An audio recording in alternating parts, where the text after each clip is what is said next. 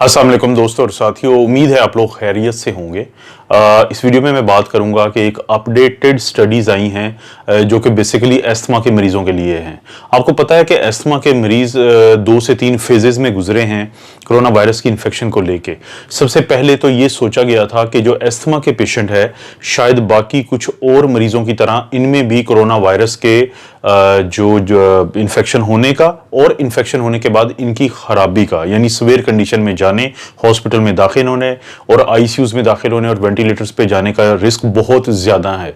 लेकिन जब नई स्टडीज़ आई और जब अपडेटेड सारा रिसर्च हुआ और लिटरेचर सारा सामने आया और मरीज़ों की सूरत हाल देखी गई मुख्तलिफ हॉस्पिटल्स में, ख़ास तौर पे चाइना और इटली में, तो वहाँ पे ये पता चला कि जो अस्थमा के मरीज़ होते हैं, ना सिर्फ ये कि ये बाकी लोगों की निस्बत जो हाई रिस्क कैटेगरी है जिसमें शुगर, सांस की दायमी मर्ज जिसको सीओपीडी कहते हैं, दिल के मरीज़, ब्लड प्रेशर के मरीज़, ये उनकी तरह ज़्यादा ख़तरे में भी नहीं होते कि जब इनको इन्फेक्शन हो जाए तो उसके बाद सीवियर कंडीशन में नहीं जाते। उसकी वजह क्या होती है? उसकी वजह ये होती है कि जो अस्थमा के मरीज़ हैं और ख़ास तौर पे अस्थमा की वो सिचुएशन जिसमें आम तौर पे जिसको हम एलर्जिक या सीजनल अस्थमा कहते हैं, इन मरीजों के अंदर जो वो रिसेप्टर जिसके जरिए वायरस हमारे जिस्म के जो मुख्तलिफ सेल्स हैं उसके अंदर दाखिल होता है, जिसको हम कहते हैं ACE2 रिसेप्टर्स, यानी एंजियोटेंसिन कन्वर्टिंग एंजाइम 2 रिसेप्टर्स। तो वो रिसेप्टर्स इन मरीजों में जो अस्थमा के पेशेंट्स होते हैं, खासतौर पे एलर्जिक या सीजनल अस्थमा या एटोपिक अस्थमा के मरीज,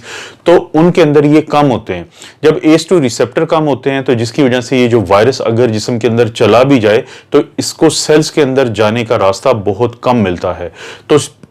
आने वाली स्टडीज ने यह साबित किया था कि ना सिर्फ ये कि इनमें रिस्क बाकी लोगों की निस्बत ज्यादा नहीं होता, बल्कि किसी हद तक बाकी लोगों की निस्बत कम रिस्क होता है, क्योंकि इनमें ACE2 रिसेप्टर्स डाउन रेगुलेटेड होते हैं या तादाद में कम होते हैं। अब जो नई स्टडीज आई हैं वुहान से और बाकी मुख्तलिफ हॉस्पिटल से, तो उन स्टडीज ने एक और चीज सामने वो लाई गई है कि वहां पे 3 कैटेगरी थी पेशेंट्स की। एक तो वो थे जो अस्थमा के पेशेंट नहीं थे, दूसरे वो थे जो अस्थमा के पेशेंट थे लेकिन वो किसी भी किस्म के इनहेलर्स पे नहीं थे और उनको किसी किस्म का ट्रीटमेंट नहीं चल रहा था। एक कैटेगरी वो थी जिनको एक खास किस्म का इनहेलर जिसका नाम बुनियादी तौर पे साइक्लोसोनाइड इनहेलर है और ये हमारे पास अवेलेबल होता है एल्विस्को के नाम से। तो ये 80 माइक्रोग्राम पर एक्चुएशन या एक जो पफ देते हैं, तो वहां पे ये स्टार्ट करवाया गया उन मरीजों को 200 माइक्रोग्राम सुबह शाम के लिए। और दूसरा जो लास्ट कैटेगरी थी पेशेंट्स की, वो थी जिनको शुरू करवाया गया एक वो इनहेलर जो पहले से भी बहुत ज्यादा इस्तेमाल होता है। उस इनहेलर का नाम है, जैसे कि वो भी एक स्टीरॉयड है लेकिन उसको ब्यूडिज़ोनाइड कहते हैं। जैसे मिसाल के तौर पर जो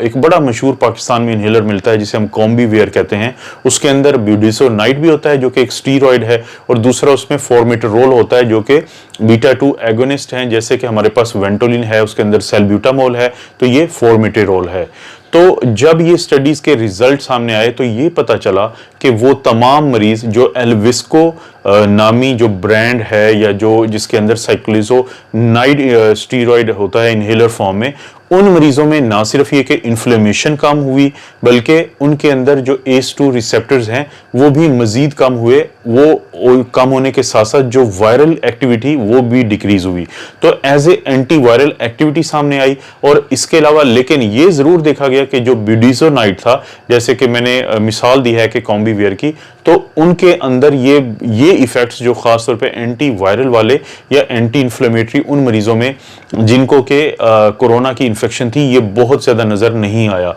तो उन स्टडीज में ये कंक्लूड किया गया कि तमाम वो मरीज जो अस्थमा के होते हैं और जिनको एल्विस्को जो इनहेलर जिसके अंदर साइक्लोसोनाइड होता है वो इनहेलर अपनी रूटीन में वो लेते हैं, तो उनको वो जारी रखना चाहिए, क्योंकि शॉर्ट टर्म में ना सिर्फ ये कि ये वायरस को भी नुकसान पहुंचाता है बल्कि जो शिद्दत है बीमारी की उसको भी कम करता है। लेकिन दोस्तों ये भी आपके जहन में रहे कि जो लॉन्ग टर्म इनहेलर्स होते हैं स्टीरॉइड्स के, उनके अपने भी नुकसानात हैं, क्योंकि ये हड्डियों का भुरभुरापन करते हैं जिसको हम ऑस्टियोपोरोसिस कहते हैं। इसके अलावा ये लोगों में ब्लड प्रेशर का मसला ज़्यादा ख़राब करते हैं या ब्लड प्रेशर को कॉज करते हैं, यानी हाइपरटेंशन या हाई ब्लड प्रेशर करते हैं। इसके अलावा ये हाइपरग्लाइसीमिया करते हैं, यानी हमारे ब्लड के अंदर शुगर को बढ़ाते हैं, और वो तमाम मरीज जो शुगर के होते हैं उनकी शुगर को ये ख़राबी पैदा करते हैं उसके अंदर। उसके अलावा हमारे पट्ठों की भी ये बहुत ज़्यादा कमज़ोरी करते हैं। तो वो तमाम वो लोग जिनको अगर रूटीन में वो इनहेलर लेते हैं स्टीरॉयड के, तो उनको जारी रखना चाहिए,